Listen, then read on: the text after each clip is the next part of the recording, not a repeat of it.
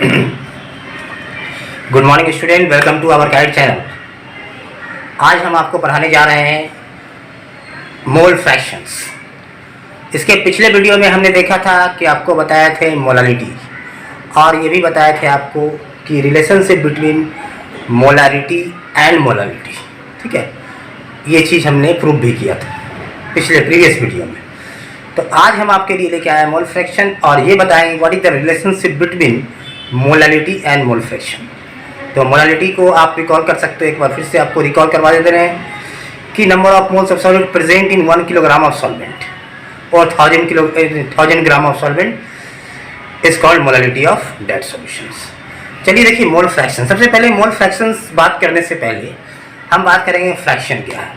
ठीक है, तो फ्रैक्शन का मतलब क्या हुआ ना कि एक पार्ट होता है, एक टुकड़ा होता है, भाग होता है फ्रैक्शंस। ठीक है, आपने बहुत पहले ही पढ़ चुका है इसके बारे में। क्लास 6-7 से हम लोग फ्रैक्शन का नाम सुनते हुए आए हैं। तो यहाँ पे कोई नया चीज़ मिलने वाला नहीं है। अरे सामने में क्या हुआ, मोल लग गया तो क्या हुआ, फ्रैक्शन का कंसेप्ट तो नहीं बदला है। फ्रैक्शन वही चीज़ यहाँ भी है। अगर फ्रैक्शन के आगे मास लग गया, क्या मास फ्रैक्शन कंसेप्ट नहीं बदला है, बात वही करने वाले हैं। वॉल्यूम लग गया फ्रैक्शन के आगे, वॉल्यूम फ्रैक्शन, तो कुछ भी नहीं बदला है। ठीक है, सब कुछ फ्रैक्शन है। तो आज एक थोड़ा सा आपको फ्रैक्शन बताते हैं, ठीक है, जो ऑलरेडी आप बहुत बार सुने हो, इस टर्म से फैमिलियर हो अच्छी तरह से फ्रैक्शन से। ठीक है, तो फ्रैक्शन देखिए क्या होता है, सिंपल सा एक पार्ट है। आप बताइए कि अगर हम लोग बचपन में ये चीज़ पढ़े हैं, ध्यान दीजिएगा कि एक सर्किल है और 4 पार्ट में बांटा हुआ है। ठीक है, सपोज ये 4 पार्ट में सर्किल को बांट दिया गया है। तो हम लोग से ये सवाल पूछा जाता था और रंगा हुआ रहता था, एक पार्ट रंगा हुआ रहता था, ध्यान दीजिए इस टाइप से। तो बोला जाता था कितना पार्ट इसका कलर है, मतलब कहने का मतलब फ्रैक्शन ऑफ कलर पार्ट निकालना रहता था। ठीक है, तो आप क्या करते थे, टोटल क्या था, टोटल 4 पार्ट था, अब कलर पार्ट कितना था, 1 पार्ट था, तो ये हो गया 1/4। ठीक है, तो ये हो गया फ्रैक्शन। किस पार्ट का फ्रैक्शन हुआ, कलर पार्ट का फ्रैक्शन हो गया। फ्रैक्शन मतलब टुकड़ा होता है। और ये बात याद रखिए कि sum of fraction is always equal to unity. कोई भी चीज़ का फ्रैक्शन का सम, जैसे सपोज हम बात करते हैं कि कोई भी पत्थर है, ठीक है, उसको 10 टुकड़ा में बांट दिए तोड़ के, अगर सभी को कलेक्ट करें तो बताइए कितने पत्थर के बराबर होगा, 1 पत्थर के ही बराबर होगा। सपोज इसको हम 4 भाग में बांट दिए तो एक भाग कितना हुआ, 1/4, 1/4। अब ये चारों भाग को हम जोड़ दें तो 1 के बराबर आ जाएगा, मीन्स एक ठो बड़ा सा सर्किल मिल जाएगा, 1/4, 1/4, 1/4 प्लस 1/4, इसी को बोलते हैं हम फ्रैक्शन। तो आज हम बात करने वाले हैं आपसे मोल फ्रैक्शन के बारे में। ठीक है, तो मोल फ्रैक्शन क्या है आपको जस्ट अभी हम बता रहे हैं। तो देखिए हम आपको बात कर रहे हैं अब मोल फ्रैक्शन का। फ्रैक्शन से आप परिचित हो गए, आपको समझा दिए फ्रैक्शन क्या है। फ्रैक्शन एक टुकड़ा है, एक पार्ट है, और sum of fraction equal to unity. ठीक है, अब देखिए ध्यान कि ये हमारे पास सॉल्यूशन है। ठीक है, आप जानते हो कि हम लोग पढ़ाई कर रहे हैं किसका, बाइनरी सॉल्यूशन का। हम लोग बाइनरी सॉल्यूशन का स्टडी कर रहे हैं, और बाइनरी सॉल्यूशन में आप जानते हैं कि 2 कंपोनेंट से बना हुआ सॉल्यूशन है, कंपोनेंट ए या कंपोनेंट बी। तो इसकी कंपोनेंट ए है तो कह सकते हैं कि इसमें ए का भी मास है, मास और बी का भी मास है। जब दोनों का मास है, दोनों का मोल भी होगा। ठीक है, तो दोनों का मोल होगा तो कह सकते हैं मोल्स ऑफ सॉल्वेंट भी है और मोल्स ऑफ सॉलिड भी है। मतलब कि 2 कंपोनेंट हो गए, Na और Nb हो गया। ये हो गया मोल्स ऑफ सॉल्वेंट और ये क्या हो गया, मोल्स ऑफ सॉलिड। अगर हम बात करें दोनों को मिला दें तो क्या मिल जाएगा, मोल ऑफ सॉल्यूशन। ध्यान दीजिएगा, अगर मान लिया हमारे पास बाइनरी सॉल्यूशन है, 2 कंपोनेंट से बना हुआ है, तो उसके पास सॉल्यूट भी है और सॉल्वेंट भी है। इसके मतलब उसके पास number of moles of solvent भी है, number of moles of solid भी है, और दोनों को अगर मिला दें moles of solid plus moles of solvent, तो आप कह सकते हो कि टोटल मोल्स ऑफ सॉल्यूशन, ये टोटल हो गया। ठीक है, अब इसमें हम बात करेंगे कि कितना पार्ट सॉल्वेंट है और कितना पार्ट सॉलिड है। तो जब भी पार्ट की बात करते हैं, जिसका भी निकालना रहता है, हम लोग जैसे यहाँ निकाल रहे थे, जिसका निकालना है उसको ऊपर रखते हैं और टोटल को नीचे रखते हैं। टोटल का मतलब यहाँ क्या, टोटल मोल्स ऑफ सॉल्यूशन। और जिसका निकालना, मान लें कि मोल्स ऑफ आपका निकालना है मोल फ्रैक्शन, किसी का मोल फ्रैक्शन ऑफ सॉल्वेंट निकालना है तो उसको ऊपर रखेंगे, ठीक है, Na को ऊपर रखेंगे और डिवाइडेड बाई क्या होगा, टोटल मोल्स ऑफ सॉल्यूशन, मतलब Na प्लस Nb। तो क्या हुआ, इससे आपका डिफिनेशन क्रिएट हो गया कि it is the ratio of one component of mole to the total component of moles of solution, ठीक है। It is the ratio of one component of mole, either that is the solid और solvent, मतलब कह सकते हो ratio, one component of mole का रेशियो क्या हो गया, पर ध्यान दीजिए, Na by Na plus Nb। देखिए ये हो गया moles of solvent by moles of solution, तो इसी को लिखेंगे हम x से, मोल फ्रैक्शन ऑफ सॉल्वेंट, मतलब कि सॉल्वेंट का कितना पार्ट है, ठीक है। तो moles of solvent divided by total moles of solution, तो ये आ गया moles fraction of solvent. Similarly xb क्या हो जाएगा, Nb by Na plus Nb। अगर सॉलिड निकालना है तो Nb को आप ऊपर रखो और डिवाइड कर दो टोटल से। जब भी फ्रैक्शन की बात आता है, जिस चीज़ का फ्रैक्शन निकालना है आपको, आप उसको ऊपर रखते हो और डिवाइडेड बाई टोटल, तब आपको फ्रैक्शन मिल जाता है, समझ रहे। अगर दो कंपोनेंट का सोल्यूशन था इसलिए दो नीचे दो कंपोनेंट से डिवाइड हुआ, अगर तीन कंपोनेंट का सोल्यूशन रहता तो नीचे तीन कंपोनेंट से डिवाइड होता, चार कंपोनेंट का सोल्यूशन रहता तो चार कंपोनेंट से डिवाइड करते। बात समझ में आ रही है? तो यही है कंसेप्ट मोल फ्रैक्शन का। तो चलिए, आप शायद मेरी बात को समझ चुके हैं बच्चों लोग, और अब हम लोग कुछ न्यूमेरिकल्स देखेंगे। इससे पहले हम आपको डिफिनेशन क्या है तो वो तो बात की बात है, आप समझ चुके हो कि इट इज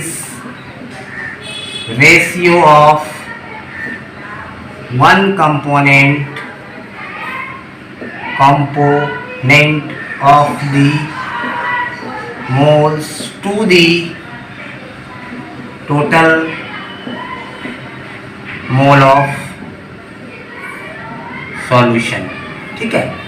यही हो गया total one component of mole to the total component of mole के रेशियो को बोलते हैं मोल फ्रैक्शन। सिंपल सी बात। मोल फ्रैक्शन को x से डिनोट करते हैं, तो अभी फिर से लिख देते हैं कि Na by Na plus Nb।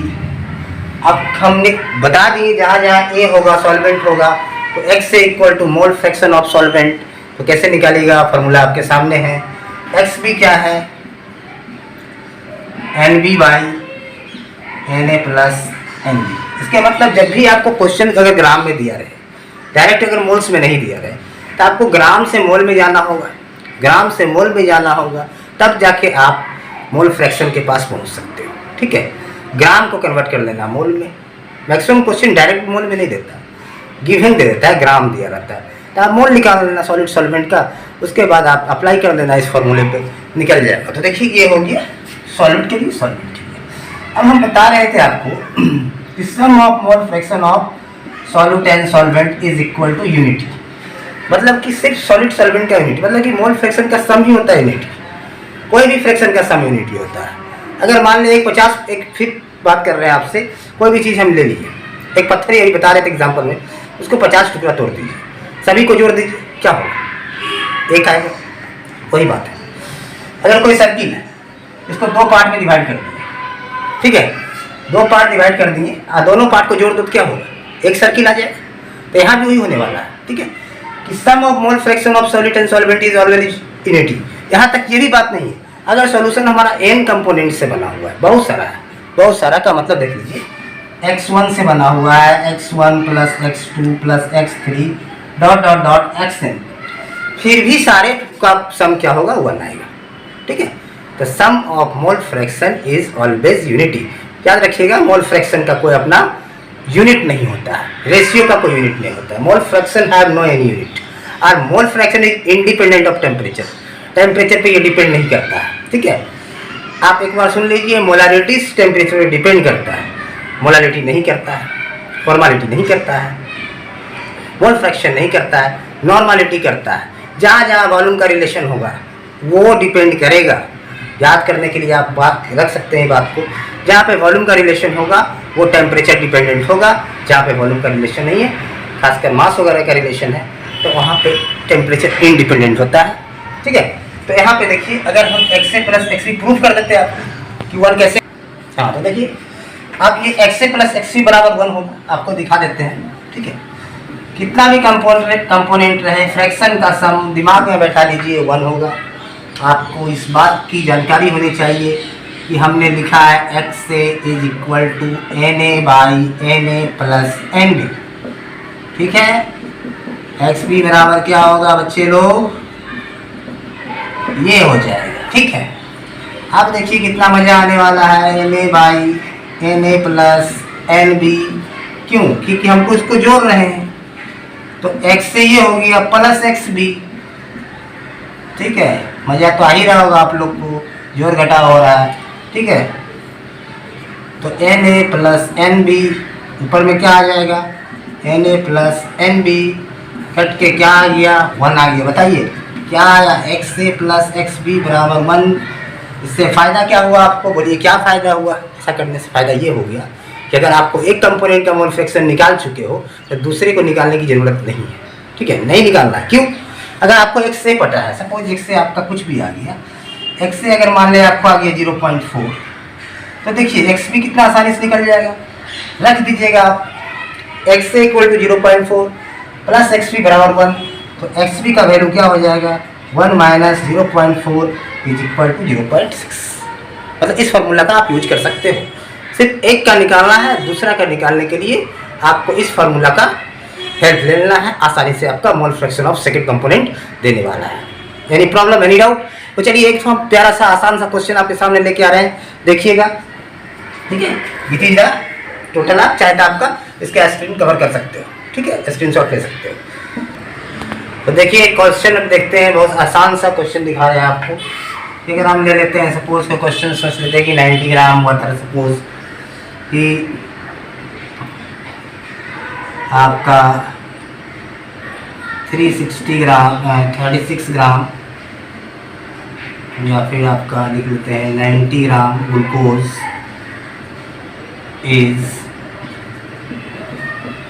Dissolve in आपका 180 ग्राम ऑफ वाटर। ठीक है, कैलकुलेट मोल फ्रैक्शन ऑफ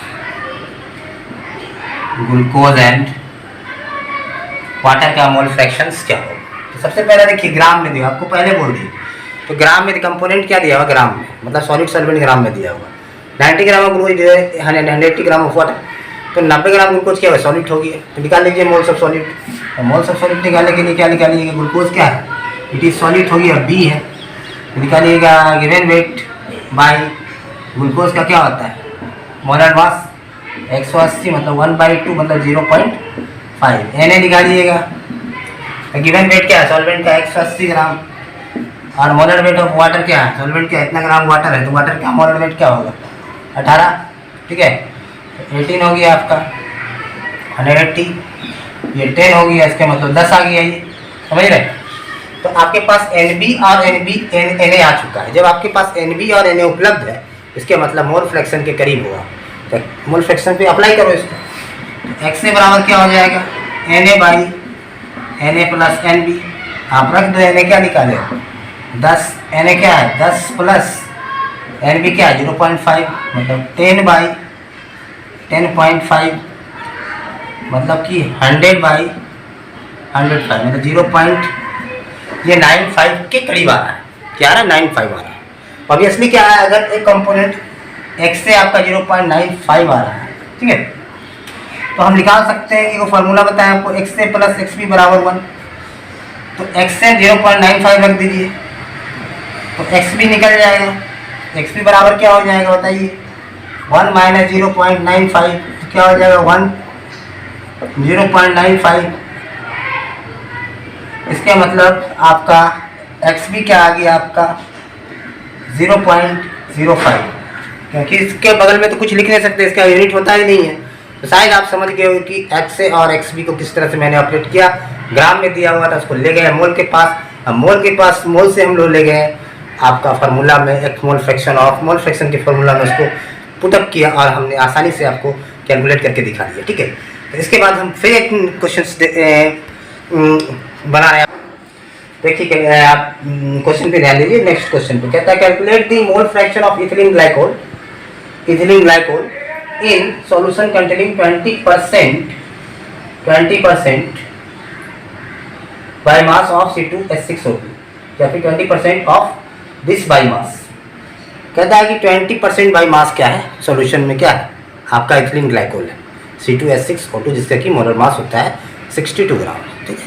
अब देखिए सिंपल सा समझिए, इस कहने का मतलब ये है कि 20 gram of ethylene glycol percentage by mass 20 gram of ethylene glycol is present in 100 gram of solution, ये कह सकते हैं। या फिर आप इसको ये भी बोल सकते हैं कि 20 gram of ethylene glycol is present in 80 gram of water, ठीक है, ये चीज़ है।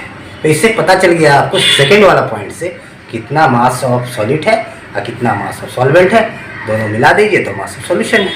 इसके मतलब हो गया आपका कि आपका मास ऑफ क्या हो गया, सॉल्यूट, मास ऑफ सॉल्यूट क्या है 20 ग्राम, मास ऑफ सॉल्वेंट क्या है, मास ऑफ सॉल्वेंट बराबर 80 ग्राम। 80 अब इस मिला देंगे तो 100 ग्राम हो, 20% बाय मास। अब निकाल देते हैं मोल्स, क्या है कि हमको मोल फ्रैक्शन के पास पहुंचना है, तो मास तो पता चलिए दोनों का। चलिए अब मोल से मिलते हैं थोड़ा, अब मोल से मिलके हम बैठा देंगे मोल फ्रैक्शन के पास मोल का वैल्यू, ठीक है। देखिए 20। अब देखिए यहाँ पे मोल्स ऑफ सॉल्यूट NB निकाल लीजिए, तो ये हो गया गिवन बाय 20। अब देखिए इथिलीन ग्लाइकोल का जो मास होगा ना, यहाँ पे आपको थोड़ा सा C2H6 × O2, ये हो गया 24, 12 × 2 24, ये 1 × 6 6 और ये 32, कितना हो जाएगा 24 6 30 और 32, मतलब कि 62 ग्राम पर मोल। तो यहाँ पे 62 से क्या करेंगे, इसको डिवाइड कर देंगे, NB निकल जाएगा। तो ये जब कीजिएगा आपको आ जाए 0.322। सिमिलरली Na क्या निकालेंगे, Na क्या है, Na मतलब हो गया गिवन वेट, गिवन वेट क्या लिया है 80, आप 80 लिखिए। सॉल्वेंट का जानते हो आप 18 होता है, तो इसको कट जाएगा आपको 18 जा करके निकालोगे 2 9 जा 18 × 40, इसका जो वैल्यू आएगा आपका 4.444, इट इज द वैल्यू। ध्यान रखेंगे इसका 0.332, ये 4 आ गया। अब आप देखो कितना आसान हो गया, NB और Na आपके हाथ में है, इसके मतलब मोल फ्रैक्शन भी आपके हाथ में मौजूद है। चलिए अब हम इसी को वैल्यू को पुट करेंगे किसके साथ, मोल फ्रैक्शन के फॉर्मूला पे, तो वहाँ पे निकल जाएगा आपका क्या, आपका मोल फ्रैक्शन ऑफ सॉलिड है और क्या मोल फ्रैक्शन ऑफ सॉल्वेंट है। ध्यान दीजिएगा आप। तो चलिए यहाँ पे हम देखते हैं कि NB ये आ गया आपका सारा चीज़ का वैल्यू याद। देखिए यहाँ पे NB का वैल्यू जो है, NB का मतलब क्या है, आपका NB जो है आप क्लियर समझ रहे हो कि इथिलीन ग्लाइकोल है और Na क्या है, वाटर है। तो दोनों का वैल्यू हमको फिलहाल याद है। चलिए मोल फ्रैक्शन के पास हम लोग पहुंचते हैं आसानी से, आप देखते रहिएगा, हमारे साथ बने रहिएगा। और देखिए NB मतलब सॉलिड हो गया, तो NB बराबर क्या है, मतलब कि ये हो गया 0.322, मतलब NB की जगह आप ये भी लिख सकते हो NC2H6 और O2, यही चीज़ तो है 0.322। अब सॉल्वेंट की जगह क्या लिखिए, वाटर, NH2O बराबर 4.444। अब निकालिए X भी निकालिए या फिर X से निकालिए। चलिए X भी निकालते हैं, तो क्या हो जाएगा 0.322 बाई, क्या कि मोल्स ऑफ लिखिए, इसका एक बार और लिख देते हैं, आपको चिंता ना कीजिए, moles of C2H6O2 by moles of C2H6O2, यही क्या है, मोल्स ऑफ वाटर। तो ये आपका सॉलिड है, ये भी सॉलिड है, ये सॉल्वेंट है, आप रख दीजिए उठा के उसको 0.322, फिर रखिएगा 0.322 प्लस 4.414444। तो ये सब सारे को जब सॉल्व कीजिए 0.06 आपका 8 एक रिजल्ट आएगा।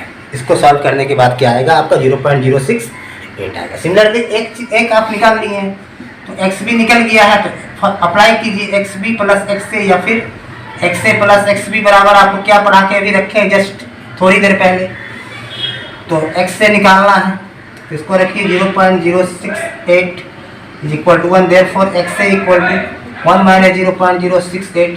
चलिए यहाँ पे कवर करते हैं 1.000 0.068, 10 में से हट गया 2 3 9, मतलब क्या आ गया 0.932। इट इज़ द एक्स ए और ये हो गया आपका एक्स बी। आई थिंक आपको कोई परेशानी नहीं होगी इस प्रॉब्लम, ठीक है। आप इस पे अब हम लोग बताएंगे आपको what is the relationship between the molality and mole fraction. Molality को आप एक बार रिकॉल कर लीजिए, ठीक है। मोल फ्रैक्शन तो ऑलरेडी अभी आपके सामने बोर्ड पे पड़ा हुआ है, तो मोलालिटी आपको क्या पढ़ाया था उसको ध्यान रखिएगा, उस फॉर्मूला को याद रखिएगा, m equal to W B by M B into W A into 1000। तो आज आपके सामने हम देखिए relationship between molality and mole fraction हम देखेंगे, और यही रिलेशनशिप है मोलालिटी और मोल फ्रैक्शन में आपके सामने m equal to x B divided by 1 minus x B into M A into 1000। ये आपको प्रूफ करके दे रहे, चिंता ना कीजिए। देखिए सपोज हम लोग जानते हैं मोल फ्रैक्शन क्या होता है, x से बराबर क्या होता है, x से बराबर होता है, आपको अभी जस्ट पढ़ाए Na by Na plus N B, ठीक है। इक्वेशन 1 हो गया, इक्वेशन 2 हो गया एक्स बी बराबर N B by Na plus N B बराबर, ठीक है। सेकेंड को फर्स्ट से डिवाइड कर दिए या फर्स्ट को सेकेंड से डिवाइड कर दिए, कोई फर्क नहीं पड़ने वाला है, लेकिन आप सेकेंड को फर्स्ट से डिवाइड कर दिए थोड़ा सा आसानी से भी आ जाएगा, ऐसे भी आ जाएगा, ठीक है। एक्स बी बाई एक्स से कर दीजिए, एक्स बी बाई एक्स, तो बोलिए एक्स बी बाई एक्स से कीजिएगा। एक्स बी की जगह पे क्या लिखे, N B by N A plus N B divided by x की जगह क्या लिखे, N A by N A plus N B. तो देखिए कि ये वाला पार्ट चला जाएगा ऊपर, N A plus N B ये ऊपर चला गया, ध्यान दे रहे, ये पार्ट ऊपर, इसके मतलब ये और ये कैंसिल हो जाएगा, ठीक है। तो ये पार्ट कैंसिल, आ गया क्या आपका एक्स बी बाई एक्स से is equal to N B by N A. Any problem यहाँ तक। अब एन बी की जगह पे क्या लिखेंगे बताइए, एन बी बराबर लिखेंगे W B by M B, और एन ए की जगह पे क्या लिखेंगे W A by M A. कोई प्रॉब्लम, कोई डाउट, एनी डाउट, ये तो क्लियर है। मोल्स बराबर given weight by molecular weight. चलिए तो यहाँ पे लिख सकते हैं एक्स बी, अब बोलिए और एक्स की जगह पे क्या लिख सकते हैं, अच्छा रहने दीजिए फिलहाल। तो एन बी बराबर लिखेंगे W B by M B divided by W A by M A. चलिए एम ए को ऊपर कर देते हैं, इनटू क्या हो जाएगा डब्ल्यू ए, इस सबको हटा देते हैं। कोई प्रॉब्लम है यहाँ तक, कोई दिक्कत नहीं। अब देखिए एक्स बी, यहाँ तक तो क्लियर हो गया, ठीक है, कोई प्रॉब्लम नहीं। अब देखिए थोड़ा इसको हम ऊपर लिखते हैं, ध्यान दीजिएगा, आप बोर्ड पे ध्यान दीजिएगा, आपका सारा चीज़ क्लियर। अब देखिएगा ये चीज़ को हम लिख रहे हैं, x B by x A is equal to W B by M B into W A और ये एम ए, ठीक है, कोई प्रॉब्लम नहीं है आपको। अब देखिए एक्स बी आप एक्स की जगह पर क्या लिख सकते हैं, 1 माइनस एक्स बी लिख सकते हैं। एक्स की जगह पे 1 minus x B according to x A plus x B बराबर 1। अब देखिए यहाँ पे डब्ल्यू बी, और ये देखिए एम ए को हम यहाँ ले आते हैं, एम ए को इधर ले आते हैं, कोई प्रॉब्लम नहीं है। इस एम ए को नीचे आके क्रॉस में इधर चला है, एम ए बराबर क्या हो जाएगा W B by M B into W A, ठीक है, इतना हो गया। अब देखिए क्या करेंगे, कुछ नहीं करेंगे, इसको हम 1000 से मल्टीप्लाई कर देते हैं, इधर भी 1000 से मल्टीप्लाई कर दीजिए, कोई प्रॉब्लम नहीं। इधर भी किए उधर भी किए, लेकिन जैसे ही ये 1000 से मल्टीप्लाई किए, देखिए ये जो बन गई ये पार्ट, इतना बराबर क्या होता है आप जानते हैं कि मोलालिटी होता है, इतना बराबर molality W B by M B into W into 1000। तो मोलालिटी बराबर क्या हो गया, मोलालिटी बराबर X B into 1000 1 minus x B into M A. M A क्या है, मोलर मास ऑफ सॉल्वेंट, याद रखिएगा, मोलर सॉलिड नहीं, molar mass of solvent. M A बराबर molar mass of solvent, X B बराबर mole fraction of solid, M क्या है molality. बोलिए कि ये रिलेशन आपका यहाँ पे आ चुका है, क्लियर। तो चलिए एक आसान सा क्वेश्चन देखते हैं जिसपे कि हमको मोलालिटी फाइंड करना है, ठीक है। इस रिलेशन पे क्वेश्चन से लिख सकते हैं कि मोल fraction of ethanol in water is 0.04 find molality of solution, find molality of solution. देखिए क्या दिया हुआ है क्वेश्चन में, अब मोल फ्रैक्शन दिया हुआ है, पूछ रहा है मोलालिटी, तो अप्लाई कीजिए। मोल फ्रैक्शन किसका दिया हुआ है? आपका मोल fraction of ethanol in water, ethanol in water means आपका इथेनॉल का मोल फ्रैक्शन दिया हुआ है, सॉलिड का दिया हुआ है mole fraction ethanol in water. तो XB बराबर क्या दिया हुआ है? 0.04। ठीक है, अब देखिए कि मास ऑफ Ma बराबर क्या हो जाएगा, मतलब कि मोलर मास ऑफ सॉल्वेंट। तो वाटर क्या है? वाटर सॉल्वेंट है, वाटर है, वाटर का क्या होता है? 18 ग्राम पर मोल। निकाल दीजिए मोलालिटी, मोलालिटी बराबर आपको क्या होता है? XB by 1 minus XB, 1 minus XB into Ma into क्या है? 1000। XB क्या है? 0.04, 1 माइनस 0.04 इंटू Ma क्या है? 18 हो गया, इंटू क्या है? 1000। तो क्या आएगा बताइए? 0.04, 1 में से माइनस कीजिए, 0.04, इसमें चलिए 6 9 हो गया, 0.96 इंटू 1000 बाई 18 है। तो ये सारा काट के आपका आ सकता है 2.31। ठीक है, ये आ गया आपका मोलालिटी ऑफ सॉल्यूशन 2.31। M लिख दीजिए या फिर मोल पर कीजिए, मोल पर पेज लिख दीजिए। चलिए आज हम अपना वीडियो यहीं पे रखते हैं। ठीक है, तो आप इसको ध्यान रखिएगा और इस पे क्वेश्चंस को प्रैक्टिस कीजिएगा, और कोई भी डाउट हो तो आप कमेंट बॉक्स में कर सकते हैं। ठीक है, आप हमारे चैनल को शेयर कीजिए, सब्सक्राइब कीजिए। ठीक है, थैंक यू।